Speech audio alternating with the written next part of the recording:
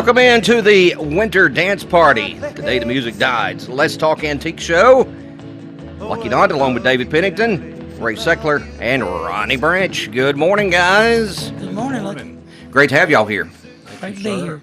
All right, Dave, we're ready to roll. All right, today we're going to discuss the Winter Dance Party Tour of 1959. For those of you out there that don't know or too young to remember, this was a concert tour where Buddy Holly, Ritchie Valens, and J.P. the Big Bopper Richardson lost their lives in a fatal airplane crash just right out of Clear Lake, Iowa, following a concert at the Surf Ballroom on February the 3rd, 1959. This was the first ever rock and roll tragedy, and it left an undeniable mark on this generation. No doubt. Don McLean called it the day the music died. Most definitely. Songs were written about it, movies, poems, and plays. American Pie. But the controversy surrounding the infamous coin toss that sealed the fate of the three rock and roll biggest rising stars still lingers to this day. To quote Dion DiMucci, "If everyone who claims to have flipped a coin with Ritchie Valens that night, it would take a 747 to haul them on." Wow. Ronnie Branch has been interested in this controversy and has been studying interviews and surviving artists and people with inside knowledge of this incident and their stories. So I have invited him here today to share his insights on this. Now, Ronnie is the type of person that when he decides to do something, he's really thorough at it. So I think this is going to be a really good show about this. Ronnie? Ronnie, good morning. I'm glad you made it this morning. Good morning, This is Lucky. going to be fun. I've got a lot of interest in this myself, so I'm glad we're doing this show this morning. Well, thank you, Lucky, and thank you, David. I appreciate you inviting me here today. I brought along a copy of a promotional picture for the Surf Ballroom Winter Dance Party Tour, if you can see it. Yeah, you just keep on talking. Okay. I chose this particular poster because it was featured on an episode of Pawn Stars, and it belongs to Nick Barrett of Barrett's Auction House. And Nick has said he's bought it from a gentleman who brought it in, and he got it from a lady who was there that night, and she took it off the wall. There were four in the ballroom that night, and she got the one. One of them went to the newspaper where it was stolen, and the other two were lost. So that's the only one that they have. That one. I just told you the story. Barrett says he spent hundreds of hours researching the authenticity of the poster, and everything comes back as legit. He says it's been appraised to be worth between $30,000 and $50,000. Really? The Pawn Stars experts says the poster wasn't real. So Really? Do you know why they said that? Why the experts? What was his opinion? Why? I didn't watch that particular episode. Oh, we got a of- phone call. Let's see. I am not sure. I need to get somebody's attention in there. All right. Well, keep going, Ronnie. Okay. So the controversy surrounding that poster is still going on. His experts are saying it's real, and theirs are saying it's not. So that's still up in the air on that. As you told our audience, I've been interested in the subject for several years now, and I've been following this online for quite some time, and it came about quite by accident. I was home with the flu in bed, and like most people, I've got a TV in my bedroom, and I was, of course, looking for something to watch on TV, and I come across a rerun of a concert special that Dion Live at the Tropicana in Atlantic City did in 2004. Now, you got to think, 2004, Dion would have been 65 years old. He was born in 1939. And I didn't know who Dion was, but I thought, wow, this guy is great. His songs I had heard, but I didn't know who originally performed him. But the show was so interesting, I watched it straight through. sometimes later, several years actually, when YouTube had taken off, I started looking up Dion videos because, I wanted to see everything I could find this guy had done. And that's when I ran across the interview he did with Rock and Roll Hall of Fame, which he's a member, of course, and he had they'd come down and recorded the Winter Dance Party interview with him. And I didn't know at the time that Dion was one of the headliners of the Winter Dance Party tour in 1959, where Buddy Holly, Richie Valens, and J.P. the Big Bopper Richardson, they were all the headliners. What about Dion? What was his group called? It was called Dion and the Belmonts. Okay, but what was his last name? Dion DiMucci. So I think it's kind of interesting how you said they done the Belmonts. The Belmonts. Dion lived on Belmont Street in the Bronx. Oh, okay. And so he named his group Dion and the Belmonts. That's kind of interesting. The Bronx is a wonderful place to be away from. So you've been there, huh? I've been there. You've been just about everywhere, ain't you, Ray? I'm ashamed to admit it. I will. Go ahead. No. So after you're talking about the winter tour and he participated in it. So what happened? I watched the interview and listened to Dion's story. It's really detailed, by the way. If some of you out there want to watch it, you can go to YouTube and type in the Winter Dance Party and Dion DiMucci in the search box, and you can pull it up. It's about an hour and 15, 20 minutes. And he's really detailed. He starts from the beginning and works his way all the way through the story and tells everything that happens from his point of view.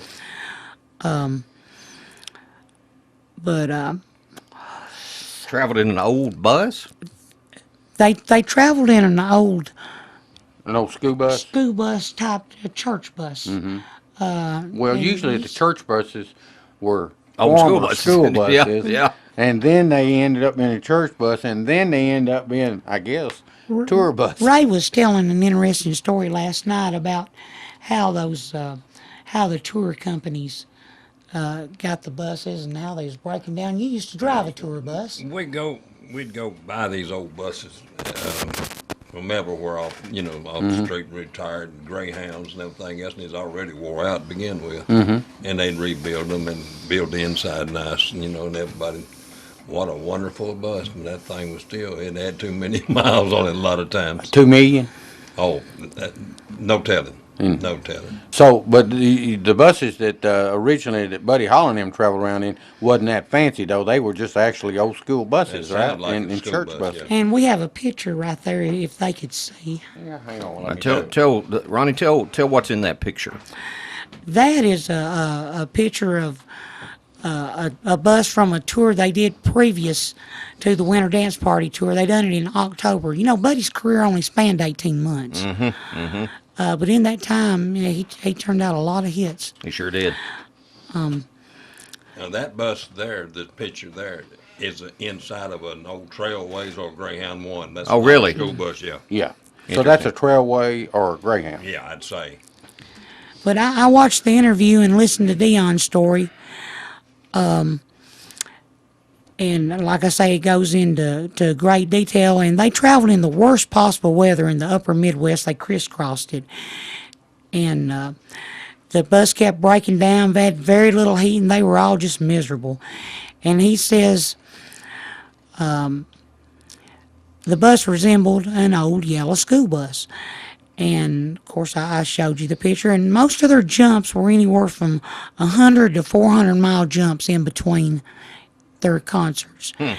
And, that's a long way to go without much heat. But you also said that they had only one day to get to the next site, right? They done 25 dates in 25 days. Golly. That's busy. Well, I mean, especially when you're talking a 400-mile jump on somebody. Yeah, that's busy. That driver had to get it. Mm-hmm. Is that right, Ray? 2-lane roads. Yeah. 2-lane road. That's right. Yeah, there That's wasn't right. no 4-lane job like we have today. All right, Dave, we need to run to a break. Okay. All right, so let's do that, and we'll return in just a few moments. I wanted to tell you that your listening to Let's Talk Antiques on Thunder Radio, and you can also watch the program on Charter Cable 193 through PED Productions, and that comes on at 6 p.m. on Wednesdays, 9 p.m. on Fridays, and 3 p.m. on Sunday afternoons, so be sure and check that out as well. And YouTube as well with PED Productions on Facebook, so check all that out, and you can see the program, hear the program right here on Thunder Radio. We'll be back. The Jiffy Burger on the Hillsborough Boulevard in Manchester has been voted as having the best hamburgers in Manchester. Hometown atmosphere, historical memorabilia, and of course those great burgers, salads, chicken, and so much more. It's the Jiffy Burger on the Hillsborough Boulevard in Manchester. Call in orders at 728-4452. You can also order at the convenient outdoor curb service. Hamburgers are made the old-fashioned way at the Jiffy Burger, Manchester's finest hamburgers. Open 7:30 until 9, Monday through Saturday. We would like to thank Dr. David Florence for supporting Let's Talk Antiques. See Dr. Florence at 804 Kalon Street in Manchester for all of your medical needs. Call 728-5522 for your appointment today. Most insurances accepted.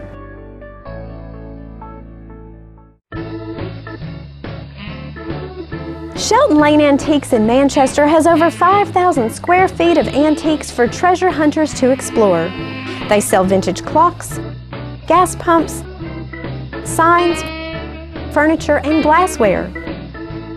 They have over 3,000 vinyl records and a fully stocked 1950-style general store. Owners Harold and Ruby Shelton have been collecting unique items for years, and you can start or complete your own collection today at Shelton Lane Antiques.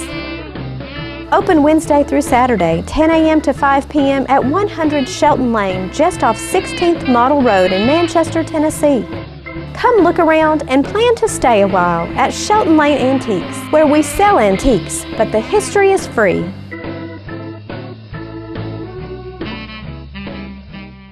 We are Goody Two Scoops. I love Goody Two Scoops. A family-friendly, yummy dessert specialty shop in Tullahoma, Tennessee. We excel in self-serve frozen treats and our own incredibly tasty chef-baked creations. For frozen treat lovers, we offer frozen yogurt, ice cream custard, as well as gelato and Italian ice. 85 flavors that rotate each day. 55 toppings including fresh sliced fruit. For our baked good lovers, Goody Two Scoops offers a variety of fresh pastries at a hometown price. Our 2 certified culinary chefs design and create incredible cakes. We showcase our cakes, froyo cakes, cupcakes, cookies, pies, and chocolate-covered strawberries, offered fresh daily. Love fighting. Goody Two Scoops.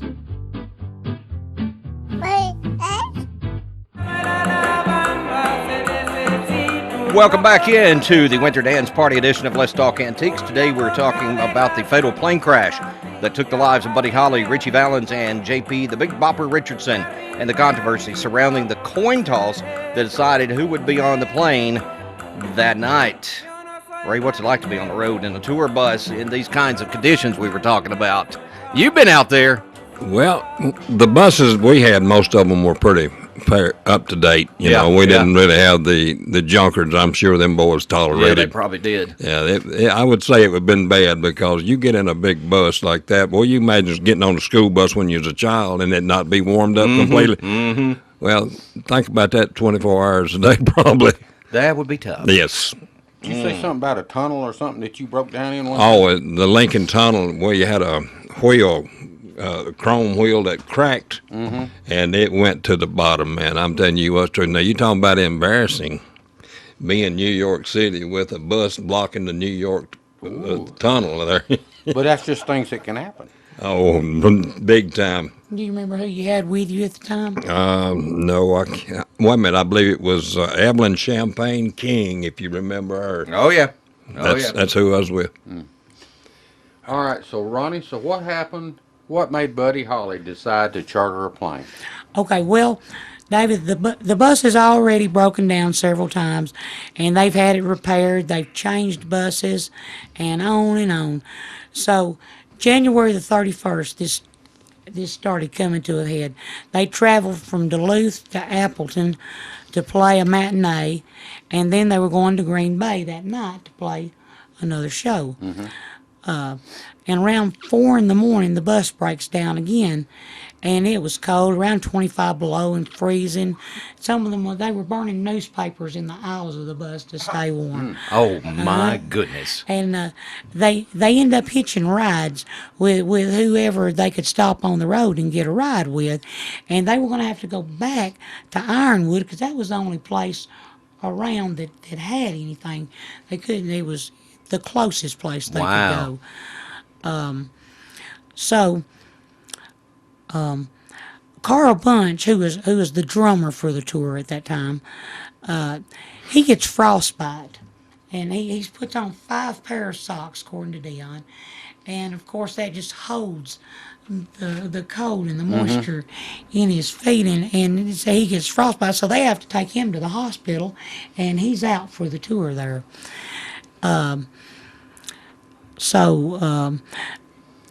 The next morning, they caught a train to Green Bay, and they ended up canceling the Appleton matinee. Okay, after Green Bay, they were on to Clear Lake, Iowa, and of course, they have another minor mechanical breakdown. I think Dion said it was a belt or something. It was his words. So. This point, Buddy's decided he was going to charter a plane to Fargo, which is close to their next engagement. It's just across the river. I think Middleton or something like that was where they were going. So he's wanted to get his laundry done, get him a good meal, and get some rest. And according to Dion, Buddy calls himself, Richie, and JP into the back, and they close the door, and he tells them that he's chartered a plane for the headliners, but that there's only 2 seats, so they'll have to decide who goes between them. So J.P. Morgan, the Big Bopper, he flips a coin for Richie and Dion. Dion calls heads, and he wins the coin flip. But when Buddy tells him it's going to cost $36 to take that plane ride, Dion remembers that $36 is what his family, his parents paid for rent. And they were always fighting about that $36. And he was 19 years old at the time. And he said he hadn't wrapped his head around spending that kind of money. So he tells Richie for him to just take the seat. And he's from the Bronx. He's used to the cold. And he's got his boys with him. Wow. Except for one who had gone into the Navy. So that's how Dion says that, Richie ended up with that seat. Unbelievable. It sounds kind of like the Martha White bus. Isn't that something? So what happened next, Ronnie? Well, All right, let me take we're gonna a break. take a break? Yeah, let me take a break, and we'll come back with more in just a moment. So y'all stick around. The Jiffy Burger on the Hillsborough Boulevard in Manchester has been voted as having the best hamburgers in Manchester. Hometown atmosphere, historical memorabilia, and of course those great burgers, salads, chicken, and so much more. It's the Jiffy Burger on the Hillsborough Boulevard in Manchester. Call in orders at 728-4452. You can also order at the convenient outdoor curb service. Hamburgers are made the old-fashioned way at the Jiffy Burger, Manchester's finest hamburgers. Open 7:30 until 9, Monday through Saturday. We would like to thank Dr. David Florence for supporting Let's Talk Antiques. See Dr. Florence at 804 Kalon Street in Manchester for all of your medical needs. Call 728-5522 for your appointment today. Most insurances accepted.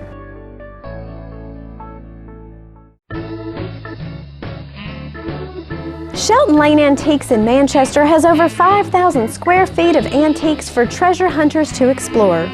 They sell vintage clocks, gas pumps, signs, furniture, and glassware. They have over 3,000 vinyl records and a fully stocked 1950-style general store. Owners Harold and Ruby Shelton have been collecting unique items for years, and you can start or complete your own collection today at Shelton Lane Antiques. Open Wednesday through Saturday, 10 a.m. to 5 p.m. at 100 Shelton Lane, just off 16th Model Road in Manchester, Tennessee. Come look around and plan to stay a while at Shelton Lane Antiques, where we sell antiques, but the history is free.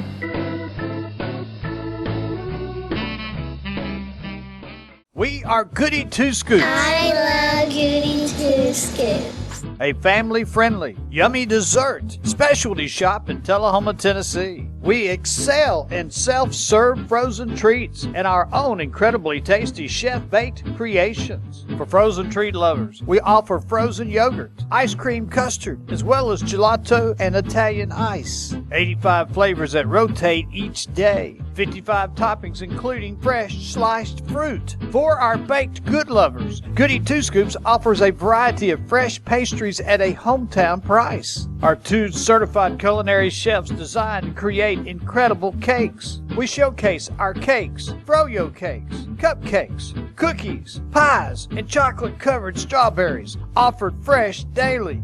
Love fighting. Goody Two Scoops.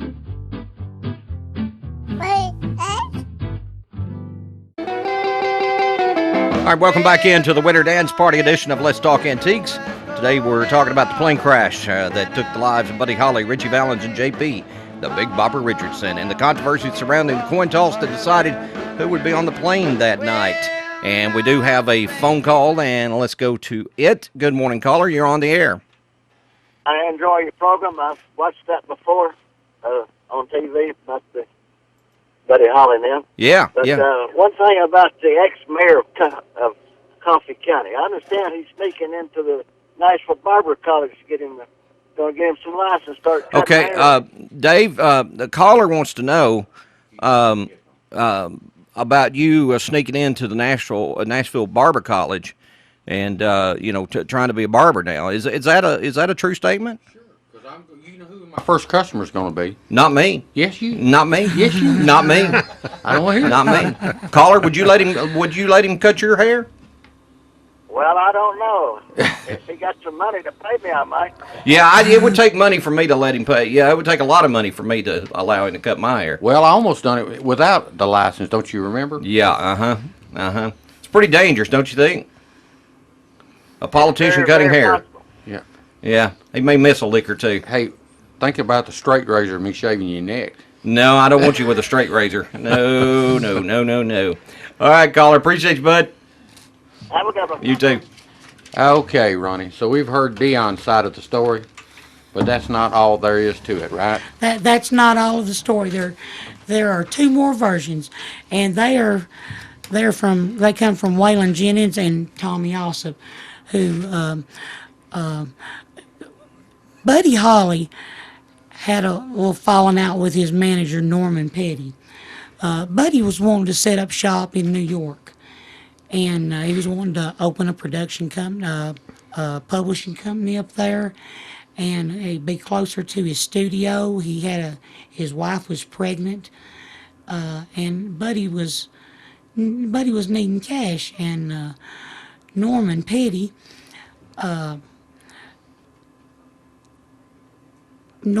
controlled their funds. Okay, so the Crickets were kind of siding with Norman. They wanted to keep him there. I think it was $35,000, and so Buddy recruits Waylon Jennings and Tommy Alsop and another guy named Ronnie Smith to play with him. And of course, I've already mentioned their drummer who was Frostbit there. So Buddy basically does this tour because he has to have money, and he's taking flying lessons in New York. And Buddy's just a real dynamic guy for a 22-year-old. And they had come off of a tour October the previous year from where I showed the bus there, if they got to see it out there. But anyway, Buddy had been a mentor to Waylon Jennings, and Buddy actually took him in the studio and paid for him to produce an album, and took him under his wing. And so Buddy throws Waylon a bass and tells him, "Here, you've got 2 weeks to learn how to play this. You're going on tour with me for the Winter Dance Party." And so Waylon says that he of course he didn't learn it. He memorized how to play the songs, the chords of the songs. And Waylon says that the big J.P. Richardson, the Big Bopper, came to him and says, "Hey, I'm sick. I've got the flu. would you let me fly? And Waylon says, if it's okay with Buddy, it's okay with me. So that's how he says the Big Bopper got his seat. Oh, really? Yes, and Tommy Alsop tells a similar story, but they're saying that, but they say that Buddy chartered the plane for the headliners. I mean, for his band. For his band. For him and his band. For him and Waylon and Tommy. And of course the pilot. And that's four. They were flying a Beechcraft Bonanza. It's a four-seater, single engine plane. And Tommy Alsop tells a similar story, except that Tommy Alsop says they had loaded their equipment out in a station wagon, and Mr. Anderson, the guy that was promoting the tour for the Surf Ballroom, was going to drive them to the airport. And he calls Buddy. Buddy tells Tommy to go back into the dressing room and check and make sure that they hadn't left anything, because back then they didn't have roadies. They loaded and unloaded their own equipment. And so he said that was unusual, that Buddy didn't usually say anything like that to him. So he goes in there, and Richie is signing an autograph at the dressing room door. And Richie says, Tommy, won't you let me fly? And Tommy says he reached into his pocket and he pulls out a $50 and flips it, and he says, call it. So Richie calls it, and he wins the toss. So so Tommy goes out and tells Buddy, he says, hey, I'm not going to be flying. Richie's going to be taking my seat. So that's their story. Interesting. Dion's telling one story, Waylon's telling close to another story, and Tommy's telling close to another story. Why so many stories? Well, I've got a theory about that. I think that what Waylon has said was probably true, and also what Tommy said could be true. You know how many years passed and time fades the memories, and Buddy might have offered most of them a ride, and let them work it out among themselves who was gonna be flying. It makes sense. There were 5 acts. there were 5 acts. Frankie Sordo, Buddy Holly, Richie Valens, J.P. Richardson, and Dion and the Belmonts. And Dion says, that Buddy says, hey, we're the headliners, we're making the money, we're going to take the plane. And of course Dion says he had the coin toss with Richie Valens. Tommy says he had the coin toss with Richie Valens. So that's the controversy surrounding the coin toss. Connie Valens, which is one of Richie's relatives, she believes Tommy's story. Interesting. That's interesting that they would, Ray, pick somebody's story. How memories fade, right? Yes. Yes. Yes. All right, so tell me, Ray, about some of these stories. No. What about bands getting into it? Did you ever see that? Yes, I remember Leonard Skinner, after the plane crash they had. Some of the members were talking one day, and anyway, we had a roadie that came on to the crew. I don't know whether it was second or third time, but anyway, he was out there, and he was talking about how awful it was, and he was in it, and he was just thrown from here and there, and he was just awful shape. Come find out the man had never even been on tour with Leonard Skinner. So you hear all kinds of people boisterous. People wants to be the hero, and I kind of believe this is part of the situation you find in this story. I think you're right. Yeah. Lucky, how much time do we have left all together? Let me go ahead and take a short break, and we'll come back and kind of wrap it up in just a moment. Y'all stick around. The Jiffy Burger on the Hillsborough Boulevard in Manchester has been voted as having the best hamburgers in Manchester. Hometown atmosphere, historical memorabilia, and of course those great burgers, salads, chicken, and so much more. It's the Jiffy Burger on the Hillsborough Boulevard in Manchester. Call in orders at 728-4452. You can also order at the convenient outdoor curb service. Hamburgers are made the old-fashioned way at the Jiffy Burger, Manchester's finest hamburgers. Open 7:30 until 9, Monday through Saturday. We would like to thank Dr. David Florence for supporting Let's Talk Antiques. See Dr. Florence at 804 Kalon Street in Manchester for all of your medical needs. Call 728-5522 for your appointment today. Most insurances accepted.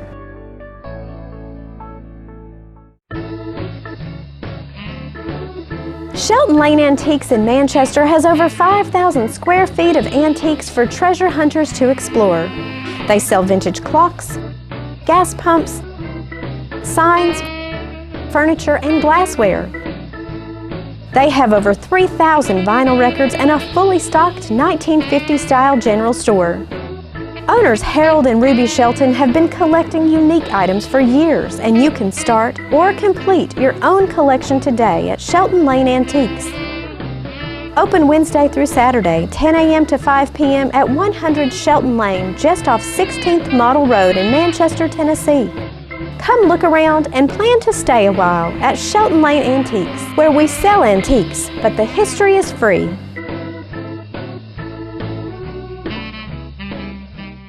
We are Goody Two Scoops, I love Goody Two Scoops.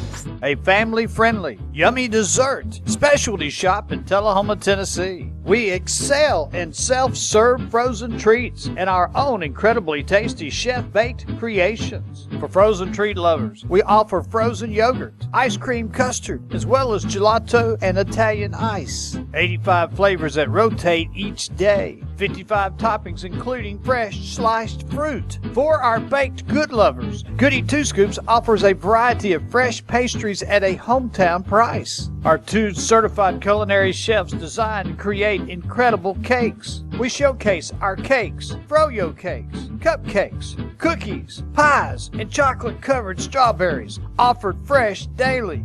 I love playing. Goody Two Scoops. Hey, remember you can hear Let's Talk Antiques every Wednesday from 8 until 9 here on Thunder Radio, and check it out on television on Charter Campbell 193, that's channel 193, through Pied Productions at 6 p.m. Wednesday, 9 p.m. on Fridays, and 3 p.m. Sunday afternoons, and through YouTube as well. Pied has their own Facebook page, so you can check it out on there as well. 8:55 your time as we continue talking about kind of the day the music died, the Winter Dance Party. Okay, Ronnie, we just got a little bit of time left. I'd like for you to talk about the gun, the glasses, and the guitar. Okay, little bit of trivia here. The last pair of horn-rimmed glasses that Buddy Holly